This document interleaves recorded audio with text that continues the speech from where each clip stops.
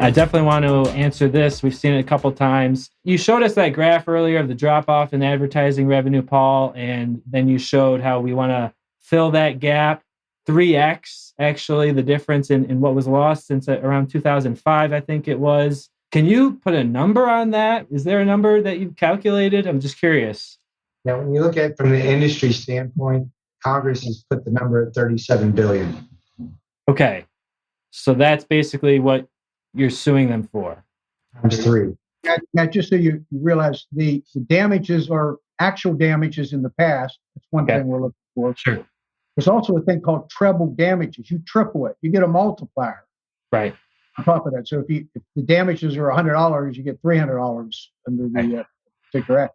Plus attorney fees is also being sought. And that's a yes or a no, depending on what it is. But we shouldn't be driven just by, okay, everybody's going to get some bag of money. People really don't like that. It's a money grab. There's a principle behind this too. And I know I'm a lawyer and maybe a salesman and stuff. I'm trying to be. You got to have some passion. You got to believe what you're doing. You guys either believe in what you're doing or give it up and go get yourself a good job. If you love what you do, then you don't have to worry about the money. So this thing needs to be brought, and we need to have a remedy. Mostly going forward, is everybody going to be treated?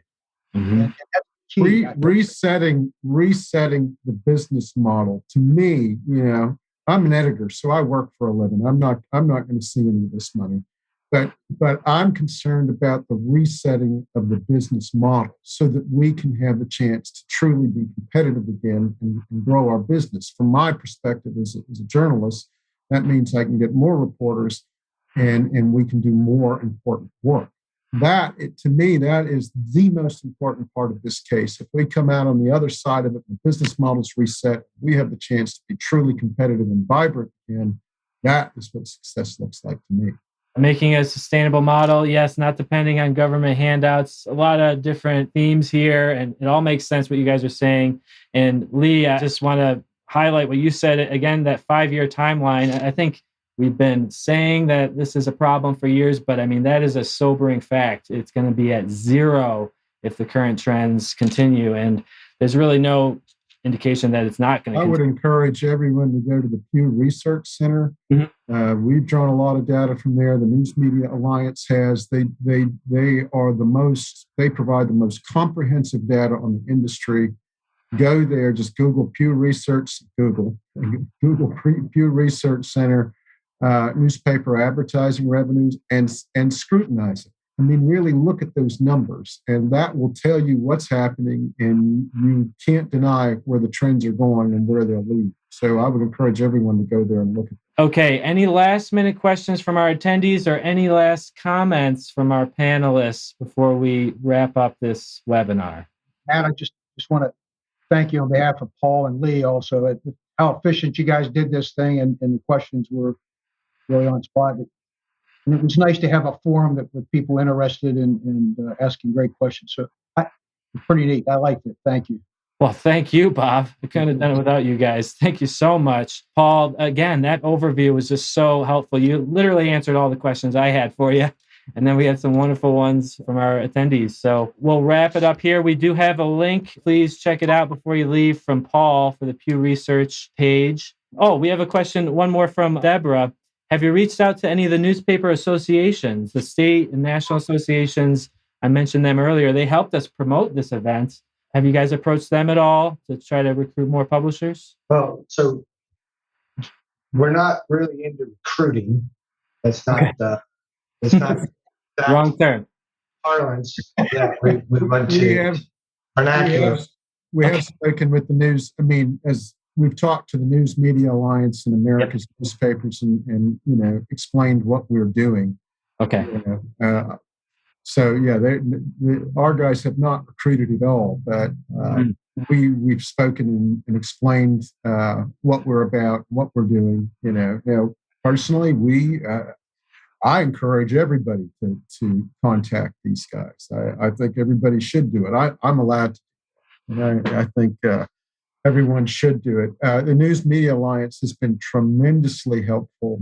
I think personally, David Shavern is the best at his position that I've seen in all my years in the business. Danielle Coffey is their legal counsel. She's extremely bright.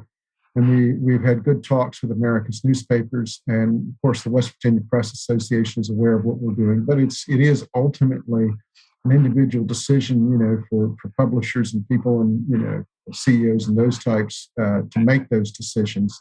Right. So we've talked to a lot of people, and anybody who knows me has heard of it. Right. Yeah, I would definitely suggest anyone that's interested in learning more, check out David, the CEO of the News Media Alliance. I mean, really, he's very well spoken. He's got a ton of content out there. There's a bunch of editor and publisher interviews with him where he just lays out everything that he's been doing in such a clear way. You just listen to him, again, and a very inspiring speaker. And publisher has a tab too that's on their site that they're following. Antitrust, right? Editor and publisher. Real quick about recruiting. The lawyers get a really bad rap sometimes, and we bring it on ourselves when we self-promote and advertise. Bob Fitzsimmons has been a long advocate of just be a damn good lawyer and you'll get the clients. So what we're being very focused on is not going out and waving the flag of hire us, hire us, hire us. What we're doing is we're good lawyers.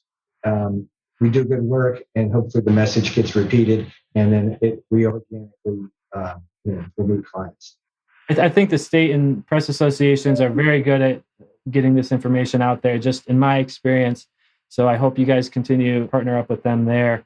I think that we've hit most of our questions. Just a statement from Janelle: the more we stand in unity, the better this lawsuit will go. Absolutely. I mean, that really, if you think about it this way, like they are unified as a multi-billion-dollar global corporation. We've been separated. There's no real natural unity happening. So we have to make it happen through cases like this.